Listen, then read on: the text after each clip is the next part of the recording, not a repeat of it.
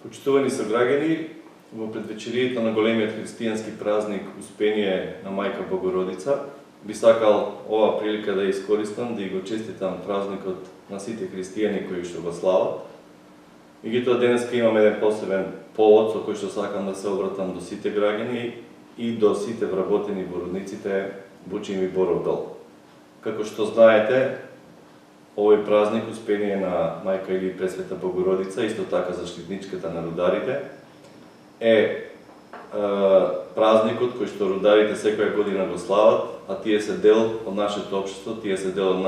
нашиот град, и би сакал во оваа прилика да го честитам празникот, надевајќи се дека ќе ги заштити и надевајќи се дека ќе продолжи со својата работа и во годините пред нас. Би сакал да кажам во оваа прилика дека овие денови до мене стигат неофицијални информации околу развој на настаните со рудникот поради енергетската и финансиската криза, пред се, дека се случуваат некакви превирања околу рудниците за кои што ние немаме никакви официјални информации. Би сакал да ја повикам пред се владата на Република Македонија и менеджментот на рудникот Боров Дол и рудникот Бучим, потхитно да стапат во меѓусебна комуникација и да пробат да најдат решение за сите проблеми кои што се ставени на маса. Знам дека ова е многу тежок период за сите компании, знам дека тежок период е за сите влади, меѓутоа Радовиш постоел и ќе постои исклучиво засновано на, освен сите други дејности, една основната дејност е рударството,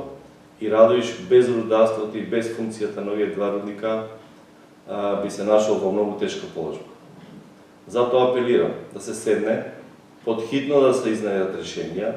дали ќе биде тоа во вид на субвенции за електрична енергија, дали ќе биде во вид на други поволности кои што владата мора да ги овозможи за да може рудникот да остане да работи, да се направи потхитно. За нас неприфатливо и недозволиво е да се размислува воопшто за други опции, бидејќи Радовиш е заоснова на традицијата на рударството, поврзана е практично целата индустрија и целиот град и споредни дејности со функционирање на ова за нас гигантски објект во Радовиш, кој што е практично и носител на економскиот развој. И за нас е неприфатливо да тоа се размислува воопшто за други алтернативи. Затоа уште еднаш би апелирали до менеджментот,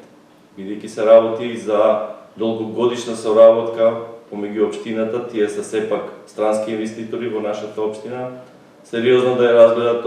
сите можности, сите опции. Меѓутоа најважната опција да бидат згрижени сите вработени, да не се размислува воопшто за било какви отпуштања во периодот пред нас. Ние како општина сме спремни, јас како градоначелник, да се заложам, ако можам, во моќта на моите ингеренции да помогнам во комуникација или врски со владата на Република Македонија да се изнајдат соодветни решенија. За сега никој не се обратил, никој не побарал никаква помош. Се надевам дека до овие вакви неофицијални информации нема да се случат, затоа што тоа ние нема да го дозволиме. Прашање дали и колку сме могли ние како локално тоа да не го дозволуваме, меѓутоа апелирам дека има начини, има методи кои што би ги примениле во случај да треба да се бориме за правата на работниците. Знам дека се овие тешки времиња, знам дека ова наместо да биде денеска еден среќен ден, да биде ден за честитање на промовирање на успеси, се надевам дека ова ќе биде премостено во периодот кој што е пред нас и се надевам дека до година исто така овој прекрасен празник ќе го славиме сите заедно со нови навикнати сме на новите победи на рударите, односно на надминување на своите норми кои што сами ги поставуваат.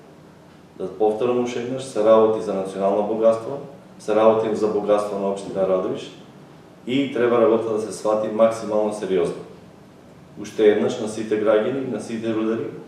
би го честитал празникот со надеж дека годините пред нас ќе бидат исполнети со радост, со среќа, со здравје и се надевам дека Мајка Богородица ќе ни помогне сите да се искачиме